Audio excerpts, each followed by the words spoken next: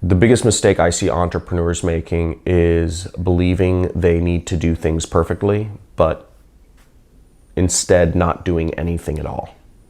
I believe people feel this need to be perfect because of society's judgment. There's so much judgment in the world. There's so much judgment on people to start a business and immediately be successful.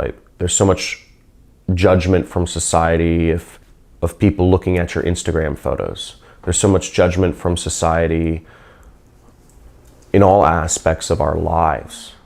What I realized was that society's judgment was not me being myself. It was me trying to placate all these different groups of people. And it can get mind-numbing when you're trying to advertise something on Facebook, but you have to think about, what will your family think?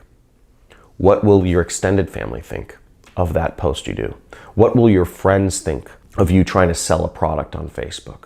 What will other people that don't know you personally, but you'd hope to impress, think of this post you'd put on Facebook, or this image you put on Instagram, or of this video you put on YouTube?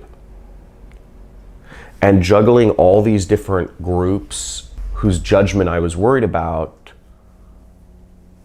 it just felt like a 1,000-pound rock in my chest. But what I realized was that those thoughts weren't my own. They'd been implanted in me. And those judgments were not even their own.